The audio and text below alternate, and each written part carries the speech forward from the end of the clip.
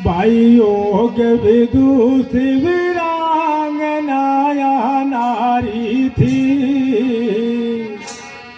और तब दुनिया में ऊंची वो शान हमारी थी।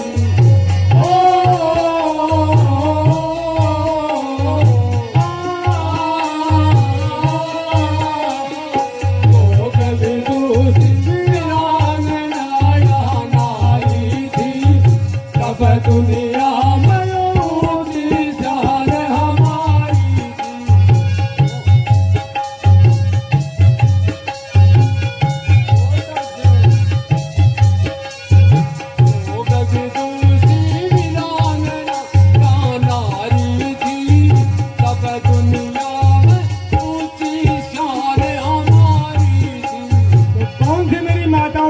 के सामने रखता हूँ जिधर।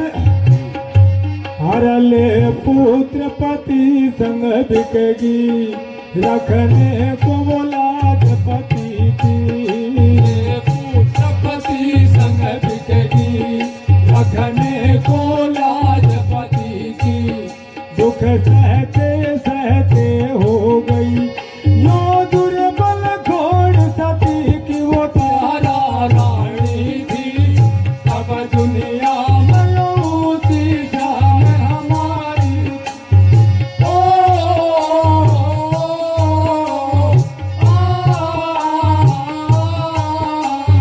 योग विदुषी वीरांगनाया नारी थी, तब दुनिया में ऊंची शान हमारी थी। ले पुत्र पति संग बिकेगी, रखने को लाज पति की। दुख सहते सहते हो गई दुर्बल घोड़ सती की, वो तारा रानी थी। कौन थी तारा रानी माता को पता है? बता सकती कोई कौन थी? राजा हरिश्चंद्र की धर्मपत्नी थी। जब राजा हरिश्चंद्र पर संकट आया तो खुद भी कि अपने बेटे को बेच दिया, पर पति का मान नहीं घटने दिया। कि आज हमारे अंदर इतना त्याग है? नहीं है। जा कितने जाना है तो जा, मेरे से ये नहीं हो सकता, ऐसे बोल देते हैं। बताओ, ऐसी वीरांगना इस देश में थी, तब हमारे देश का डंका विदेशों में बजता था। और अगली बात सुनो।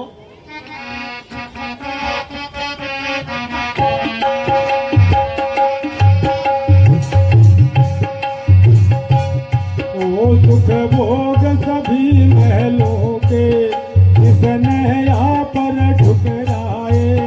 सुख भोग सभी महलों के, जिसने यहाँ पे ठुकराए। वो पति सेवा में हक समझा, रावण वन कट उठाए। वो सीता रानी थी, तब दुनिया में ऊंची शान हमारी।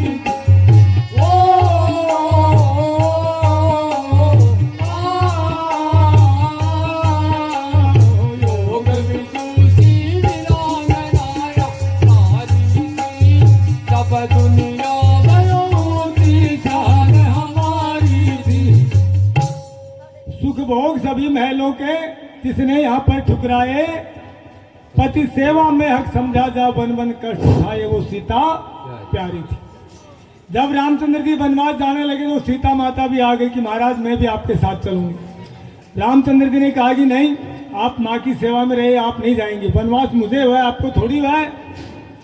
बोला नहीं, मैं आपके साथ चलूंगी। जब उसने जिद कर ली तो रामचंद्र जी ने कहा कि माँ कौशल्या से आज्ञा लेकर के आओ।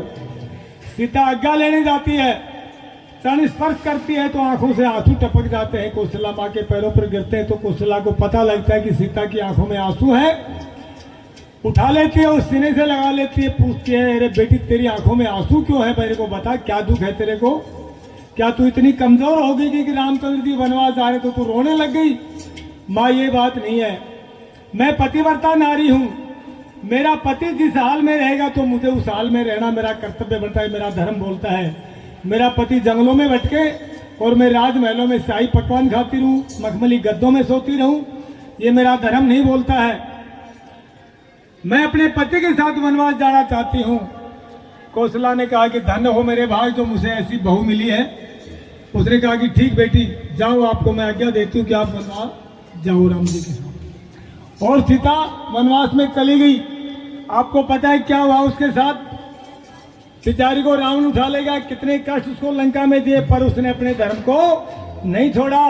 बस यही बड़ा महत्व रखता है मेरी माताओं, कि जब तुम धार्मिक हो जाओगी, सात्विक हो जाओगी, विदुषी वीरांगना हो जाओगी, तो फिर से तुम उन वीर महापुरुषों को पैदा करोगी जो विदेशों में जाके तुम्हारे नाम का डंका बजाएंगे। और अगली बात सुनो।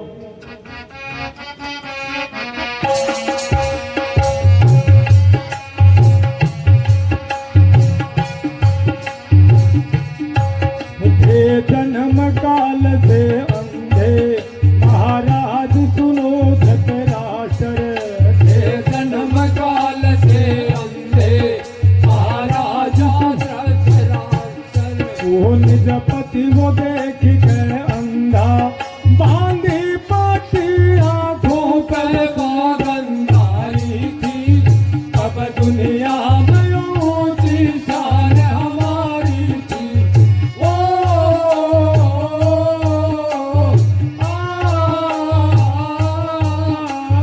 योग विदुषी वीरांगना यहाँ नारी थी, अब दुनिया में ऊंची शान हमारी थी।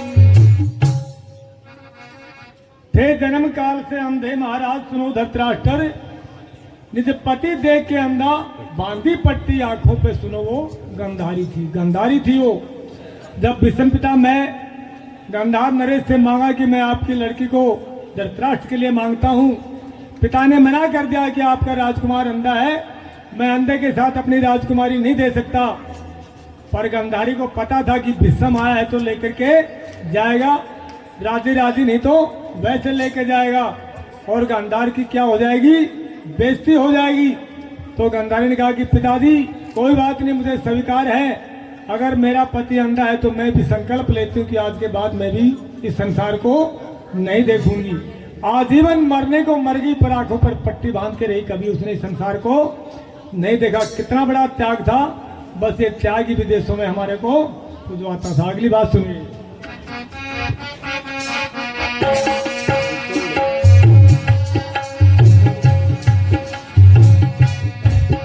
ये तोड़ की सुनो कहानी, ये पद्मनी वहाँ महारानी। ओ तोड़ की सुनो कहानी, वो पद्मनी माती महारानी। वो दुश्मन का हाथ लगने से पहले के बैठी थी जिंदगानी। वो झलमर सारी थी, तब दुनिया में ऊंची शान हमारी थी।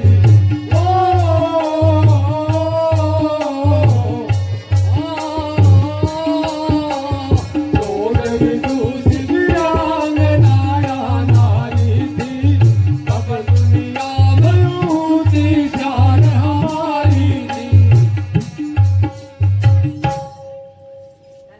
चित्तौड़ की सुनो कहानी, थी पद्मनी वहाँ महारानी। दुश्मन का हाथ लगने से पहले जलमर की सारी थी।